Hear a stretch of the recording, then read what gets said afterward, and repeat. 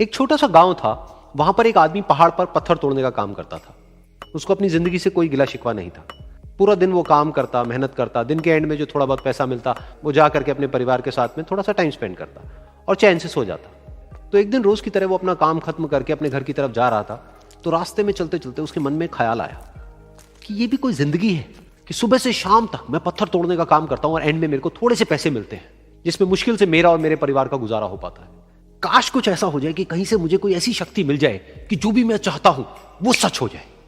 वो अपने घर पर गया, उसने खाना खाया, लेकिन उसका ध्यान खाने की तरफ नहीं था। उसके दिमाग में यही ख्याल चल रहा था। उसके बाद में वो यही सोचते सोचते सो गया। फिर नींद आने के कुछ देर बाद उसको एक सपना आया। सपने में उसने देखा कि रोज की तरह वो अपना काम खत्म करके अपने घर लौट रहा था। रास्ते में उसने एक बहुत ही बड़ा घर देखा और उसके मन में आया कि काश ये घर मेरा होता और मैं इसका मालिक होता। और उसके ये सोचते ही वो उस घर का मालिक बन गया। उसको यकीन ही नहीं हो रहा था कि जो उसने सोचा वो बन चुका है। लेकिन उसकी खुशी ज्यादा देर नहीं टिक पाई, क्योंकि उसको एकदम से एक शोर सुनाई दिया। उसने अपने घर के बाहर देखा कि एक बहुत बड़ी रैली निकल रही है, जिसमें बीचों बीच एक पॉलिटिशियन है जो ऐसे ऐसे हाथ हिला रहा है। और वहां पर जितने भी लोग खड़े थे सब उसके नाम के नारे लगा रहे थे, उसके आगे हाथ जोड़ करके खड़े थे, सब उसको देखने के लिए तड़प रहे थे। तब उसको यह एहसास हुआ कि मैं कितना छोटा हूं उसके आगे। और फिर उसके अंदर से एक ख्याल उठा कि काश मैं ये पॉलिटिशियन होता और मेरे पास भी इतनी ही पावर होती जितनी कि इसके पास में है। बस उसका इतना सा सोचने की देर थी, वो पॉलिटिशियन बन गया। उसकी खुशी का ठिकाना नहीं था, क्योंकि उसके आसपास में हजारों लोगों की भीड़ थी और सब उसको देखने के लिए तरस रहे थे, तड़प रहे थे। लेकिन उसकी ये खुशी भी ज्यादा देर नहीं टिक पाई। धूप बहुत ही तेज थी और उस पॉलिटिशियन को आदत नहीं थी इतनी गर्मी में रहने की। तो उस धूप की वजह से उसको चक्कर आ गए और वो बेहोश होकर के गिर गया। फिर उसको एहसास हुआ कि ये पॉलिटिशियन सबसे ताकतवर नहीं है, ये जो सूरज है ये सबसे ताकतवर है। और उसके मन में आया कि काश मैं ये सूरज बन जाऊं तो मेरे आगे कोई नहीं टिक पाएगा। और उसका इतना सा सोचने की देर थी और वो सूरज बन गया।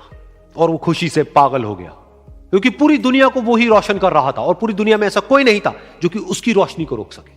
लेकिन उसकी ये खुशी भी ज्यादा देर टिक नहीं पाई, क्योंकि कुछ ही देर बाद आसमान में कुछ काले बादल आए जिन्होंने कि उस सूरज की रोशनी को रोक दिया।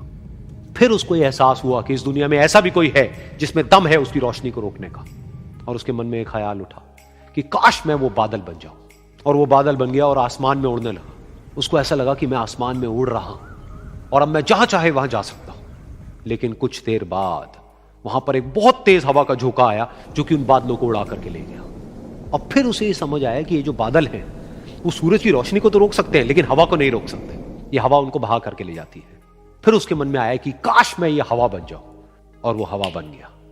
हवा बनने के बाद में उसको अपने अंदर एक अलग ही ऊर्जा का अनुभव हुआ। वो चाहे तो आराम से बहता और चाहे तो आंधी बन करके, तूफान बन करके, जिसको भी चाहे उड़ा करके ले जाता। उसको ये विश्वास होने ही लगा था कि इस दुनिया में सबसे ज्यादा शक्तिशाली मैं हूं। लेकिन तभी उसके सामने आया एक पहाड़।